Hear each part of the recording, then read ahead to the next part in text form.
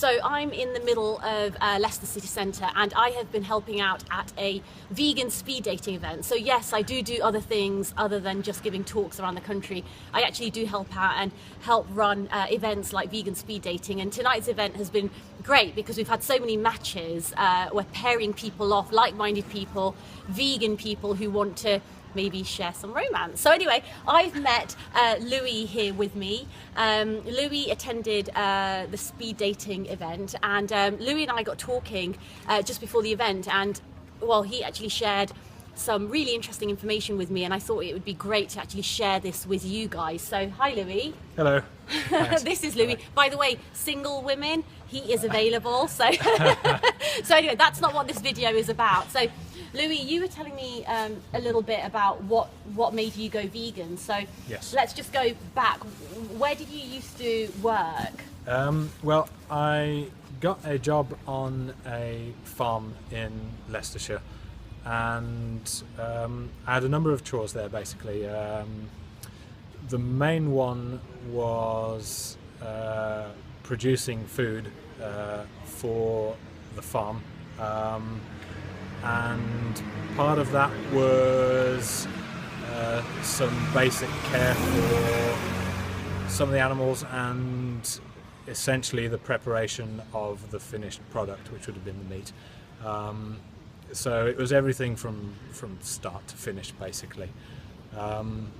And generally when I started, I didn't really have a problem with that at all. I was absolutely fine doing the job, handling the meat, cooking the meat, regardless of what kind of animal it had come from. But after working at the farm for about, well, I suppose after 6 months and seeing some of the life cycles of the animals, I realised that they had a lot more to them than just the meat that we were eating, basically. So what do you mean? I'm just going to let these people pass because we are in the city centre, in a public place. So when you say that the animals had a lot to them, I mean, you described some things to me earlier on. What do you mean that they had a lot to them? Well, I think when the customers came to buy meat from the farm, they only saw it as meat, but seeing the animals before that, you realise that each animal had its own personality in a sense. And I think what I noticed over the 6 months, that some of the animals started to recognise me, some of them started to actually interact, and some of them genuinely wanted my attention as well. And at that point I realised that the animals, or at least some in particular, were as much an entity as perhaps, I don't know, as any of my friends, I guess. You know, it's still kind of unusual to sort of describe animals as that coming from the background I have, but I became quite, I don't know, in a sense I did sort of care for their well-being, and their comfort was, you know, I enjoyed seeing it basically, and it was heartbreaking to then see them on a table cut up. It was, yeah. So basically, I mean, Louis was explaining to me earlier on. I mean, I remember one thing that you said, and that's kind of stuck in my mind all evening. You said that, you know, some of the chickens and the sheep and the cows, the same that you sort of reared and then later processed, those same beings, they would run to you and they'd want you to pet them and play with them, right? So in terms of these beings, these animals, you know, when people say that, oh, they're just animals and they don't feel anything, you've clearly experienced the opposite. There were two in particular. There was one sheep called Marcus, in fact, and he was the main breeding ram of all the other sheep, and he had such an interesting personality. He would he would literally. He was so brave for a start, and he was. I mean, he sort of craved interaction. Like he loved being petted. He'd sort of follow you around. If you turned away and walked through him, he'd bleat until you turned back and went to see what was up. He was just a really interesting character. And if he saw me sort of driving away at the end of the day, he'd sort of shuffle back into the corner of his pen and sort of, I don't know. It was just, it made you think that there was a lot more going on inside them than just, eat, grow, die. There was a whole sort of purpose to their existence, which most people completely overlook. Another one which was great fun was there's this little brown hen which was one of the egg-laying hens. I worked in the shop area for a while. I used to sort of basically fill my pockets with handfuls of crumbs, and I think that was probably one of the reasons it followed me around. But after a while it sort of used to come to see me and sort of I don't know.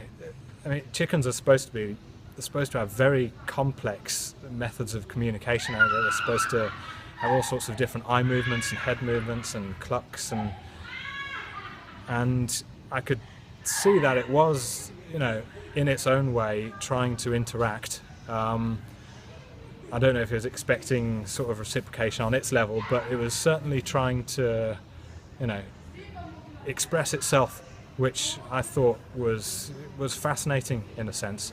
And these were all animals which essentially were, once their use had expired, they were just going to be chopped up, basically. Once they'd grown to their certain size, once they'd stopped laying a certain amount of eggs, their purpose was obsolete. And I thought that was a really cruel existence for something which actually, I don't know, had so much intelligence. Maybe not the same kind of intelligence that we register intelligence by, but in their own sense, they really did have quite important lives to themselves.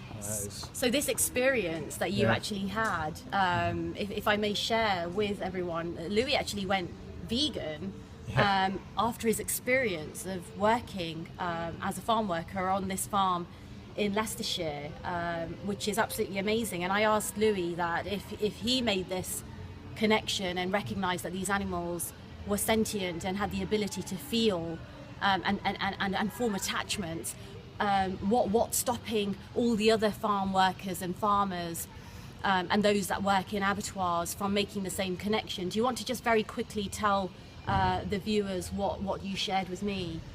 I think the farmers I used to work with knew very well that the animals had personalities, because they used to discuss them amongst themselves. I mean, there were a lot of cattle on the farm, and they used to say, oh yeah, this particular cow, it always hangs out with that other one. This particular one always gives a bit of aggro when we try to move it around. This one seems to bully all the others. So they knew very well that the animals had very individual personalities, but at the same time, I think they spent a lot of time convincing themselves that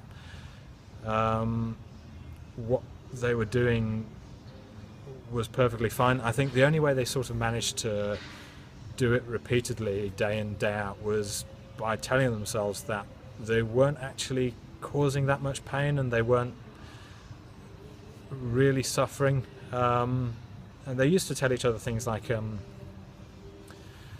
I suppose that, one thing I heard, it was actually a vet who came to visit. I heard a vet saying that once the calf had been taken from one of the cows,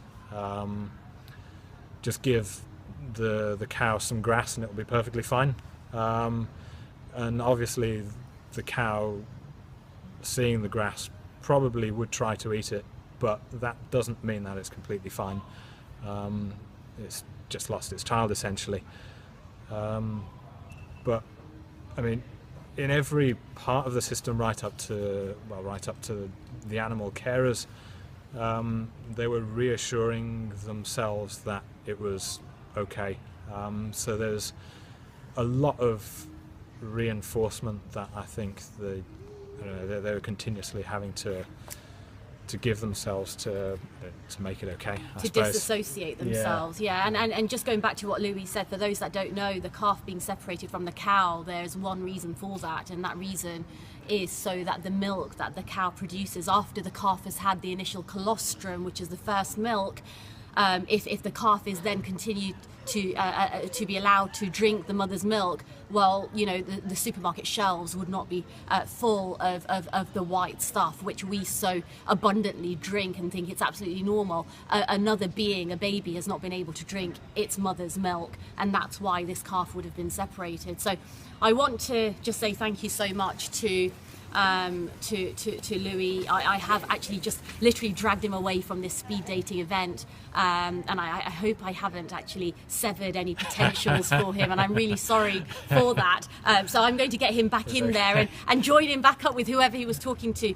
Thank you for listening. Subscribe to my channel. It's Imperfectly Vegan. Share this message. You've heard it from somebody who worked on a farm themselves. This is not just me theoretically talking about it, having read about it, having educated myself. This is from somebody who actually worked on a farm in Leicestershire, who has experienced everything from the beginning, from breeding, rearing to slaughter, and he went vegan from that experience. So, you know, what more information do you need? All these labels, humane, slaughter, you know, the animals being happy when they're being reared and bred. That's not true at all. These animals have a right to life. We're not trying to give them voting rights. You know, we're not trying to give them the same rights as human rights, but they have the right to life, and it's about time we as humans left them alone. So, Louis, thank you so much for your time. We'll see you next time. Goodbye.